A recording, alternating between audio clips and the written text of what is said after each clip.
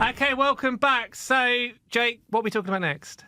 Well, speaking of Qantas and IT glitches, it came out this week in this statement of agreed facts and admissions. You will recall the ghost flights. The ghost Adam. flights, yes. When Qantas was caught flying haunted planes, where customers were assailed by spectres. And had their dinners thrown around the cabin by poltergeists, which is obviously an unacceptable way to fly. Sorry.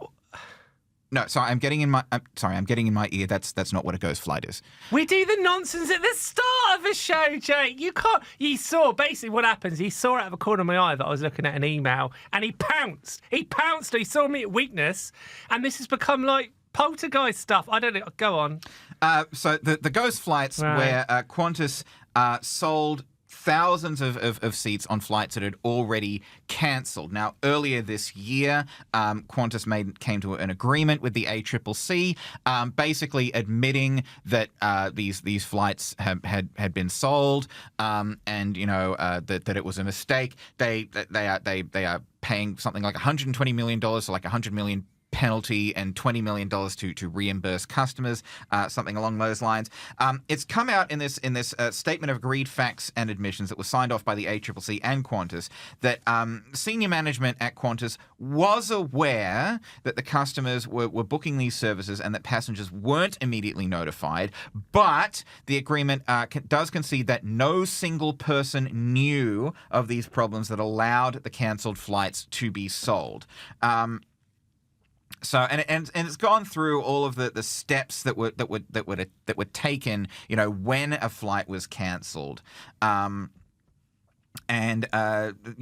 documents basically said, quote, senior managers responsible for different aspects of Qantas' systems and operations knew that flights the subject of a cancellation decision were not immediately removed from sale, that some consumers could and did make bookings on flights after those flights had been the subject of a cancellation decision, that consumers who had made bookings on flights the subject of a cancellation decision were not notified of that decision immediately, and that the managed booking pages for flights that were the subject of a cancellation decision were not updated to reflect that decision promptly, although no single person knew all these matters.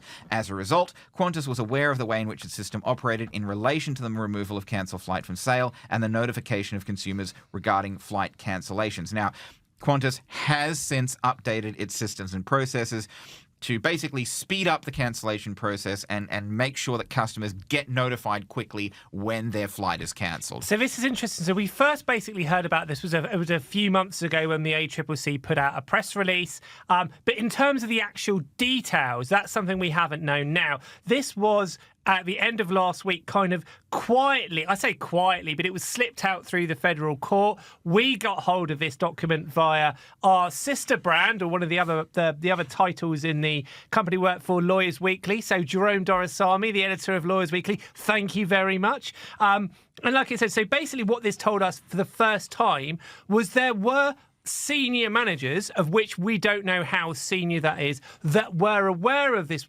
glitch, and obviously didn't raise the alarm.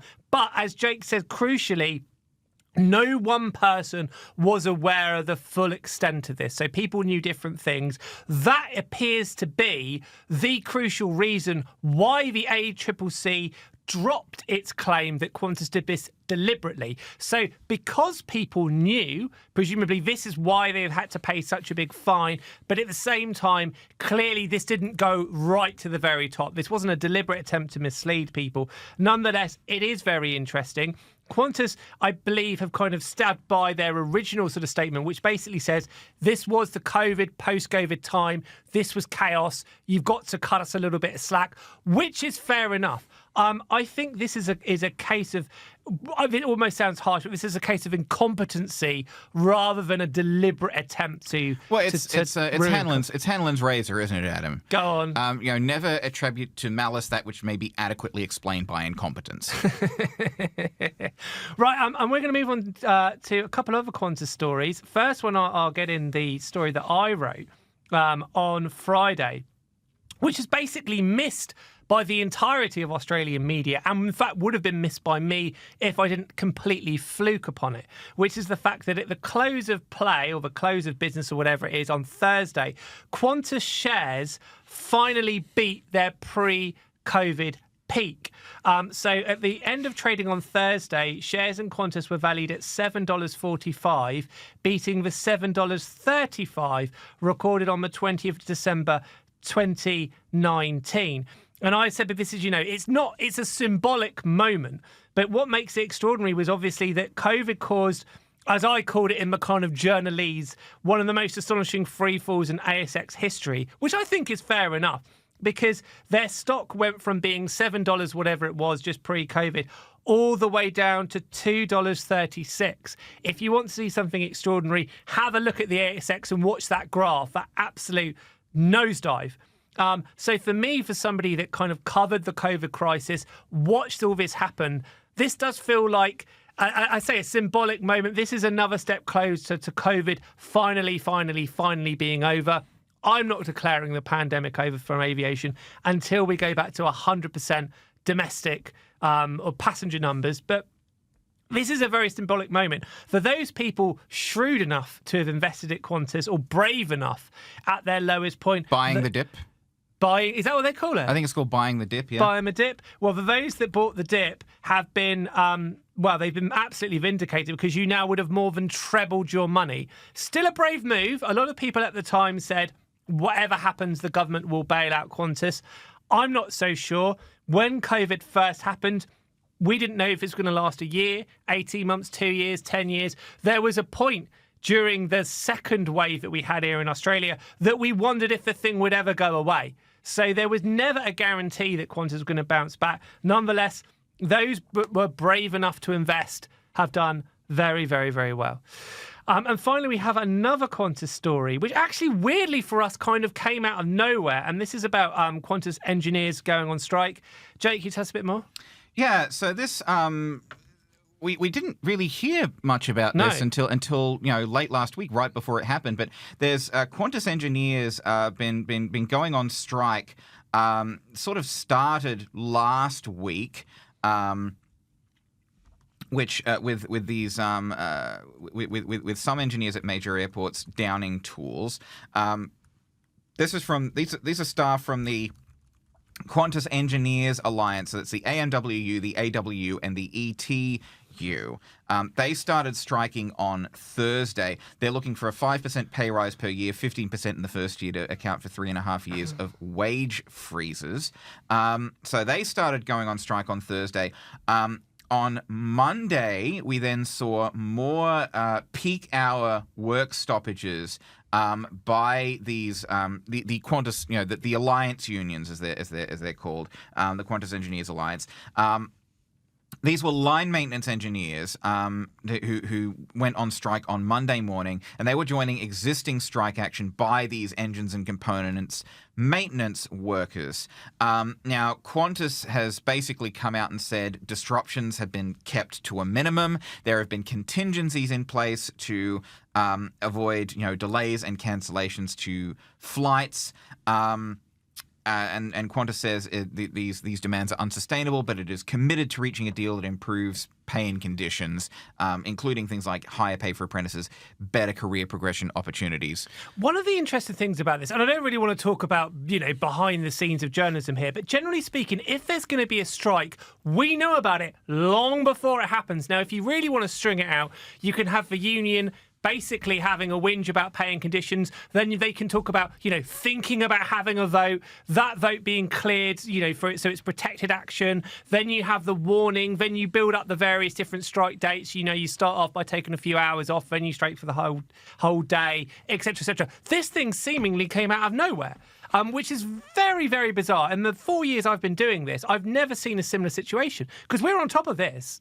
We're the first people unions go to. So it felt very strange that, one, this came out of nowhere. Secondly, these were quite significant strikes. The union were clearly very angry because they talked about the potential of it disrupting the Vest football thingy, AFR. The whatever. AFL. Whatever. It's stupid. So it's just, if the whole thing appears to be quite, this is not the usual union playbook. I don't think, did this actually cause that much disruption in the end? Not that I saw, Adam. There was some, and by Qantas's admission, there were some delays due to weather. But I was looking at the sort of the disruption index at major airports on Monday morning, just seeing what was going on. It wasn't terribly high. Average delays maybe about 20 minutes, and that sort of could be attributed to in part to weather conditions. So it didn't really seem to affect much, but possibly it will start to have a bigger impact if these strikes continue. So it's something to watch. And it's come. This news about the strikes has come in something of a better news week for Qantas, recently, because they've launched this A380 service to Johannesburg. They've upgauged the 7879 Dreamliners, and they've been given this capacity that Virgin is vacating to fly into Tokyo Haneda. We talked about the end of Virgin's Cairns to Haneda flights a few months back.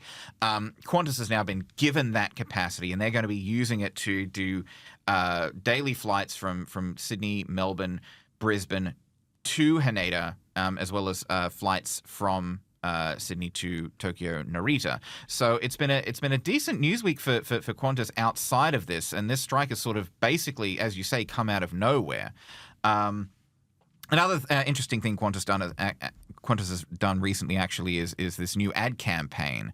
Have you seen the ad campaign? Oh yeah, so they've got Chris Hemsworth back. It's so Route One, isn't it? It's basically, let's get Chris Hemsworth, let's get Kylie. It's always the same old people. Anyway, I thought it was all right. But yeah, well, it's the first time that they have done a major North American ad campaign in something like 10 years. And it's shot on an A380, and it's got all these shots of Australian locations. It's kind of the pretty generic sort of Qantas stuff, but as you say, it does have Chris Hemsworth doing the voiceover. So, are you a fan of Thor? I can see you being a big Marvel fan. I have enjoyed a bit of Marvel in the past. Yeah. I think sort of along with a lot of people, I've kind of fallen off after Avengers Endgame, because I don't know. I guess there's a lot of movies and shows to keep up with. As far as the MCU goes nowadays, and it's just hard to keep on top of all of them. I mean, I'm a Tom Hiddleston guy, so Chris Hemsworth, no, I'm not interested. It was an all right advert, to be fair. It is an all right advert. Right, we've done 46 minutes of this nonsense. We've got time for one more story. Dealer's choice. One more story. Just the one more story. You can't do one, and then I go to wrap up the show, and you go, actually, we've got to do more. We do this charade every other week. One more. That's all you got. What are we getting? I guess it's just a note of congratulations to Western Sydney Airport, perhaps. Oh, yeah, no, go on. You can do no congratulations. Yeah, Western Sydney Airport has nabbed its first cargo airline for its cargo precinct. That is Qantas Freight. So Qantas Freight will be flying out of Western Sydney Airport. They've also got Menzies Aviation, which is the sort of aviation services company, and their kind of air cargo division. They will be operating out of Western Sydney Airport when it opens in 2026. This cargo precinct is supposedly going to be it's supposed to increase freight capacity into Western Sydney or into Sydney in general by 33%, which is pretty significant. And we've had quite a few sort of airport infrastructure stories recently. We haven't reported on this yet, but Brisbane Airport's finishing its runway works. It's in the middle of the major domestic terminal revamp. It's been a solid year for airport infrastructure. Bloody love a bit of infrastructure. I love it. We've said it before. The only thing better than being at the airport is the journey to the airport, the Christmas Eve to the Christmas Day.